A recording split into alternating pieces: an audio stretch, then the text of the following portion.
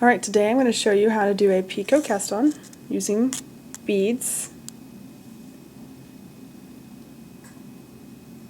And for my beading method I like to use a crochet hook. In this case I'm going to use a 1.1 millimeter size 11 crochet hook. It's itty bitty tiny, really small to fit through those beads with the yarn. Some people like to use floss. You could do that as well, but I like this method. Okay, my beads are size 6.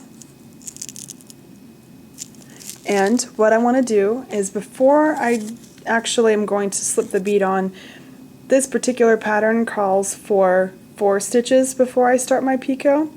So then what I do is, once I've got those on, and I use the knit cast on method. Some people like to use a cable cast on, but I use the knit cast on. So what I'm going to do is I'm going to slide the stitch off the needle. Then, catching that yarn with the crochet hook, I'm going to push the bead over. Now here's how I make sure that this is going to be a tight picot. So normally what I would do is I would go ahead and knit that next stitch. I'm actually going to wait on that. I'm going to pass it over, put it back on the left needle, tighten up my yarn, then I'm going to knit my stitch. So I've got 1, 2, and then I'm going to pass that yarn over. Now I'm going to start over. So putting that loop back on the left needle, you can see I've now got my nice little picot. So now what I'm going to do is I'm going to go ahead and cast on using the knit cast on 4 more stitches. 1, 2, 3, and the last one is number 4.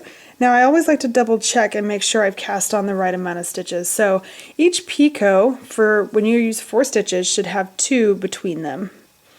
So the one before and the one after are part of that 4. So I've got, this picot has 1 before, 1 after, and then I have my 4 stitches. So I'm good. Now what I'm going to do is I'm going to bead my crochet hook.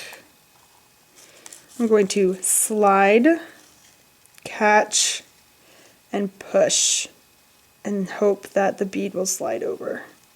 Alright, that bead's a little tight.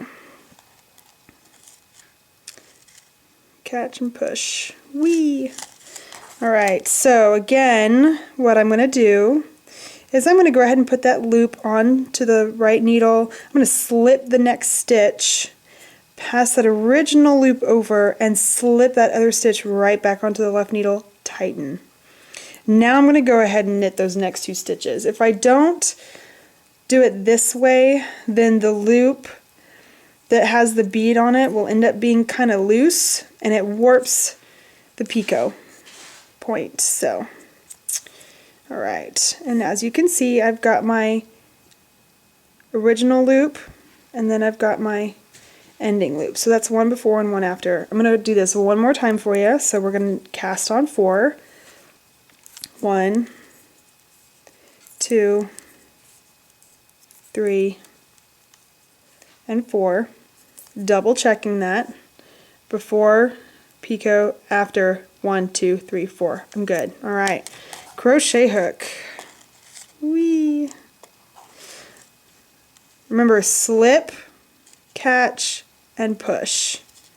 And there you have it. Now, taking that loop on the right needle, slip the next loop purlwise, bring that original loop over. Now again, slip that next loop back onto the left needle and tighten.